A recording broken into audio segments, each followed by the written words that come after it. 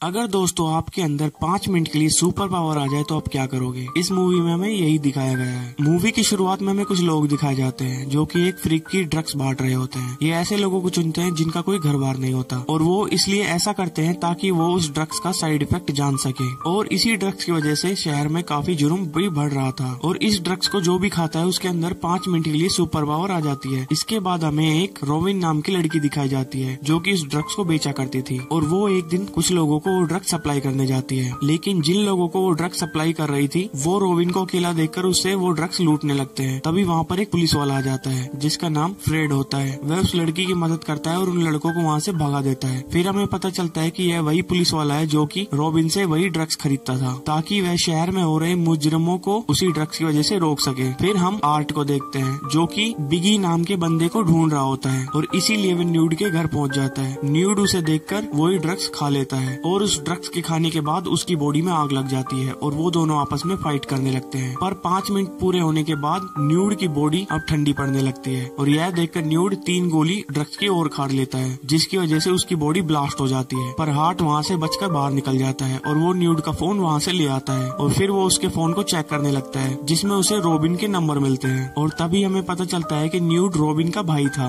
और वो दोनों मिलकर शहर में ड्रग्स सप्लाई किया करते थे। और तभी वहाँ से सीन कट होता है और तभी हमें फ्रेड दिखाया जाता है जो कि एक बैंक के पास आया होता है। तभी उसे बताया जाता है कि बैंक में एक मुजरिम ने वही ड्रग्स खाकर बैंक में हमला कर दिया है और तभी वो उस ड्रग्स को खा लेता है और अपनी वॉच में 5 मिनट का टाइम सेट कर लेता है और वो पीछे के दरवाजे से बैंक में घुस जाता है उस क्रिमिनल को पकड़ने के लिए। और तभी हम देखते हैं कि उस चोर के पास गिरगिट की तरह रंग बदलने की शक्ति होती है और उससे वो छुप सकता है। और तभी हम देखते हैं कि वह चोर वहाँ से भागने लगता है और फ्रेड उसका पीछा कर रहा होता है और वो चोर भागकर एक बस में चढ़ जाता है और जहाँ पर वो जैसे ही पैसों का बैग खोलता है तो एक रंग की पिचकारी उसके मुंह पर लगती है जिससे वो अब छुप नहीं पाएगा। और तभी फ्रेड उसे पकड़ लेता है और वो मुजरिम फ्रेड की बंदूक खोसकर उस पर गोली चला देता है। लेकिन फ्रेड को कुछ नहीं होता क्योंकि उसने भी वो ड्रग्स ली थी। तभी फ्रेड का सीनियर वहाँ आ जाता है और उसे फ्रेड की ये बात पता चल जाती है और वो फ्रेड को सस्पेंड करने के लिए बोलता है। पर तभी फ्रेड बोलता है कि हम बिना सुपर पावर के इन मुजरिम को नहीं पकड़ सकते और फिर वो अपने सीनियर को सारी इंफॉर्मेशन देने लगता है। तभी उसका सीनियर उसके साथ हो जाता है और तभी उसका सीनियर उसे आर्ट की फोटो दिखाता है और उसे बोलता है कि इन सब के पीछे इसी का हाथ है। और तभी में आर्ट दिखाया जाता है जो कि न्यूड के फोन से रोबिन को कॉल लगाता है और उसे एक बार में बुलाता है और जैसे ही वो रोबिन को अकेला देखता है तो उसे किडनैप कर लेता है और फिर उससे वो बिगी नाम के बंदे के बारे में पूछता है। और तभी वो रोबिन को बताता है कि उसके पास मेरी बेटी है। पर रोबिन को इस बारे में कुछ पता नहीं होता इसलिए वो उसे अपने साथ एक सुपरमार्केट में ले जाती है जहाँ से उसे ये सारी ड्रग्स मिलती थी पूरे शहर में सप्लाई करने के लिए। लेकिन सप्लायर उसे देखकर समझ जाता है कि कुछ तो गड़बड़ है और वह वहाँ से भागने लगता है। लेकिन आर्ट उसे पकड़ लेता है और उसे जान से मार देता है। पर इसी फाइट में आर्ट को भी एक गोली लग जाती है और तभी रोबिन उसे अपने घर लेकर जाती है और उसकी मरहम पट्टी करती है। पर तभी आर्ट और रोबिन दूसरी जगह पर पहुँच जाते हैं जहाँ पर अगली ड्रग्स की डील होने वाली थी और वहाँ पर हमें विकी दिखाया जाता है जो कि पीएम को बता रहा होता है कि यह ड्रग्स बर्फीले जानवरों के डीएनए से बनाई गई है। और तभी वो उस ड्रग्स को टेस्ट कराने के लिए वो ड्रग्स एक लड़की को खिला देता है और जैसे ही वो लड़की उस ड्रग्स को खाती है उसका पूरा शरीर बर्फ में जमने लगता है। तभी आर्ट वहाँ पर पहुँच जाता है और उन दोनों के बीच फायरिंग होने लगती है। पर तभी फ्रेड वहाँ पर पहुँच जाता है और वो आर्ट की तरफ गन पॉइंट कर देता है क्योंकि उसे लगता था इन सब के पीछे आर्ट का ही हाथ है। पर इसी बीच विकी को वो ड्रग्स खाने का मौका मिल जाता है और ड्रग्स खाते ही वो एक जायंट में बदल जाता है। पर आर्ट उस बिल्डिंग का गैस पाइप लीक करके उस बिल्डिंग से बाहर निकल आते हैं और विकी उसी बिल्डिंग के नीचे दबकर मारा जाता है ब्लास्ट होने के कारण। तभी फ्रेड आर्ट को गिरफ्तार करने लगता है और तभी आर्ट बोलता है कि इसके पीछे मेरा हाथ नहीं है। और तभी फ्रेड देखता है कि उसकी गाड़ी के पीछे कुछ लोग लगे हुए हैं और तभी वो आर्ट को किडनैप कर लेते हैं। पर यह आर्ट का ही प्लान होता है अपनी बेटी के पास पहुंचने के लिए। और तभी वो आर्ट को पकड़कर एक लेडी के पास लेकर जाते हैं जिसका नाम गार्डनर होता है और इसी ने ये ड्रग्स बनाई होती है। और तभी फ्रैंक और रोबिन वहाँ पर पहुँच जाते हैं। वो कुछ लोगों को मारकर कंट्रोल रूम में पहुँच जाते हैं। तभी फ्रेड की वहाँ पर एक आदमी से फाइट होने लगती है जिसकी बॉडी रबड़ की तरह होती है। पर फ्रेड उसका हाथ एक मशीन में डालकर उसे मार डालता है। तभी उन्हें पता चल जाता है कि उनके सिस्टम से कोई छेड़छाड़ कर रहा है। तभी वहाँ पर एक शक्तिशाली बंदा पहुँचता है जिसके पास 10 हाथियों की ताकत होती है। लेकिन रोबिन वहाँ से भाग जाती है। यहाँ पर कहानी में ट्विस्ट आता है और यहाँ पर पता चलता है कि गवर्नमेंट कुछ साल पहले ऐसे लोगों पर यह ड्रग्स टेस्ट कर रही थी जिनसे वो सुपर सोल्जर बना सके। उनमें से एक आदमी आर्ट भी होता है और वह सभी लोग आर्ट के पीछे पड़ जाते हैं। जाते हैं और वो आर्ट की बेटी को किडनैप कर लेते हैं। और तभी वो सभी लोग रॉबिन के पीछे पड़ जाते हैं और उसे पकड़ लेते हैं। तभी आर्ट आता है और आर्ट रॉबिन को छोड़ने के लिए बोलता है, पर वो लोग रॉबिन को नहीं छोड़ते, इसलिए वो भी वो ड्रग्स खा लेता है। और उसको खाने के बाद उसके पास एक ऐसी सुपर पावर आती है कि जिससे कि वहाँ खड़े सभी लोग जिंदा जल जाते हैं, जिसमें आर्ट भी मारा जाता है। लेकिन तभी वहाँ पर उसकी बेटी आती है जो अपनी सुपर पावर से आर्ट को जिंदा कर देती है। और तभी हमें अगले दिन दिखाया जाता है कि आर्ट अपनी बेटी के साथ शहर से बाहर जा चुका है और फ्रेड और ऐसे ड्रग को बेचने वाले लोगों को पकड़ रहा है। और इसी के साथ ये मूवी खत्म हो जाती है। अगर दोस्तों आपको मेरा मूवी एक्सप्लेन अच्छा लगा हो तो प्लीज ज्यादा से ज्यादा सब्सक्राइब करें।